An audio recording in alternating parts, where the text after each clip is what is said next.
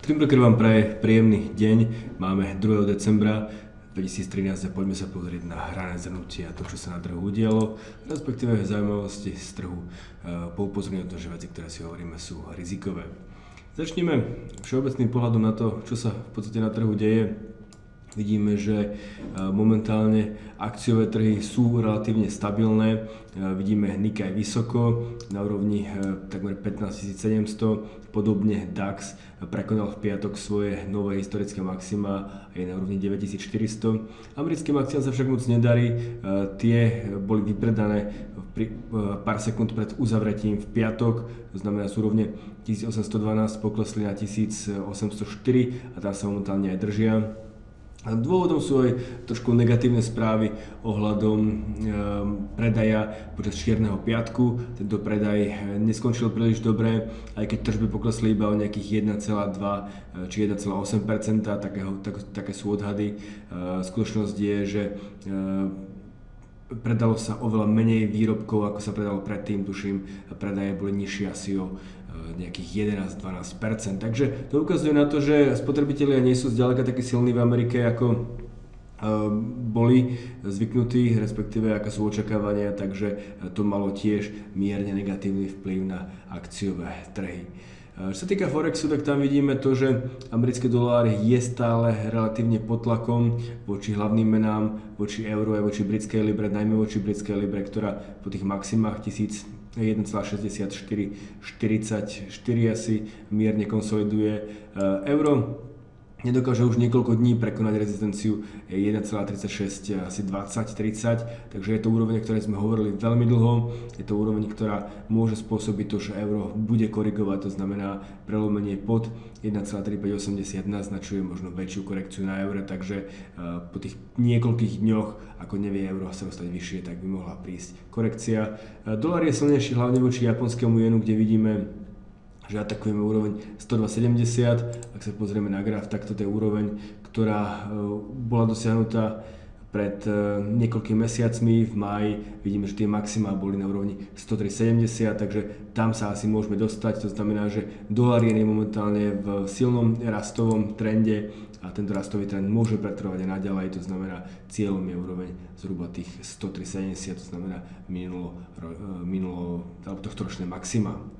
No a čo sa týka komodít, tak tam situácia nevyzerá tak dobre, hlavne teda na drahých kovoch, kde vidíme, že po tej snahe rásť počas minulého týždňa, aspoň na konci týždňa sme opäť videli výpredaj, to znamená, zlato nedokázalo ani na tretíkrát atakovať úroveň 1,3255 a opäť atakujeme teraz minima, čo je vec negatívna a môže znamenať, že ten potenciál toho, mali sme tam day reversal, mali sme tam možno snahu vytvorenie si dna, tak táto snaha zatiaľ nepadá na úrodnú pôdu a môžeme vidieť ďalšie tlaky na zlato, na pokles, podobné na striebre. Na rope vidíme zväčšujúci sa spread medzi Brentom a medzi ropou VTI, pričom v Amerike je skutočne tej ropy trošku veľa. Takže poďme ešte na prezentáciu, kde si ukážeme zaujímavé veci. To, čo hovorí Citi, je, že momentálne akciový trh rastie možno až príliš veľa.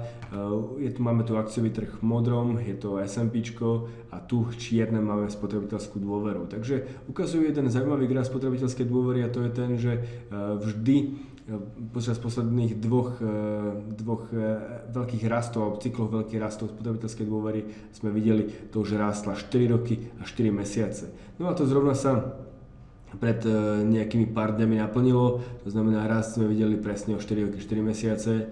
No a otázka je, či skutočne uvidíme opäť ten veľký trend, negatívny trend spotrebiteľskej dôvery. Bolo by zvláštne, keby takýto pattern fungoval, ale zatiaľ to dvakrát vyšlo. Samozrejme otázka je, kedy to nevyjde, ale nejaký fundamentálny dôvod na to nevidím, ale toto je to, čo ukazujú, že spotrebiteľská dôvera môže poklesnúť a pokiaľ poklesne spotrebiteľská dôvera, čo vidíme už v podstate na piatkových maloobchodných, teda na predajoch maloobchodných, tak môžeme mať problém.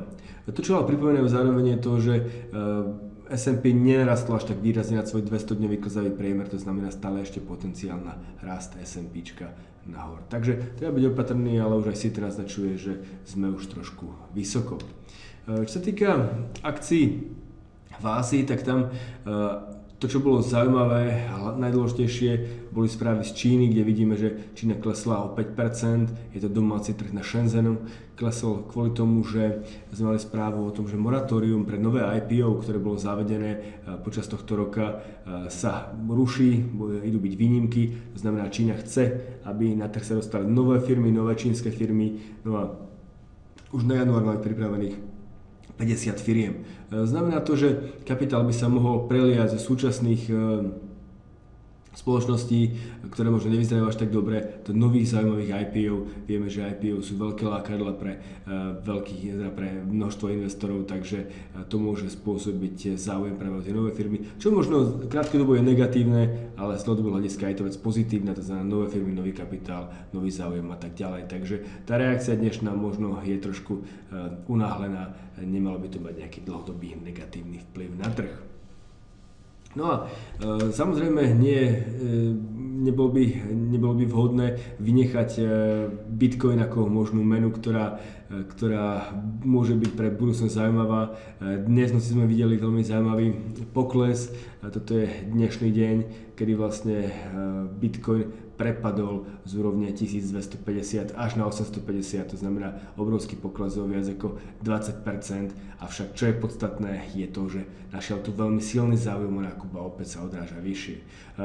Práve takáto korekcia naznačuje to, že ten trh je podľa mňa relatívne zdravý, pretože pokiaľ vidíme prudkú korekciu a takýto prudký nákup, je to znamením toho, že stále sú investori, ktorí radi skúpia všetky väčšie poklesy a toto je práve znamením toho. Takže Bitcoin zatiaľ aj napriek tomu veľkému poklesu má podľa mňa ešte čo povedať, takže uvidíme, ako sa bude vyvíjať ďalej, ale z krátkodobého hľadiska vyzerá po tomto odraze relatívne dobre. No a poďme ešte raz na to, čo sa deje vo svete, pretože vidíme celkom zaujímavé politické veci, najmä na Ukrajine. Ono to nemá samozrejme žiadny veľký vplyv na trh, ale ukazuje to na to, že Ukrajinčania sú veľmi rozhorčení tým, že krajina smeruje viac k Rusku ako k Európe. Som zvedavý, ako to celé skončí. V každom prípade môžeme tam mať potenciálnu nestabilitu, na trh by to však nemalo mať žiaden väčší vplyv. Takže to je odo mňa asi z ranného zhrnutia pre dnešný všetko.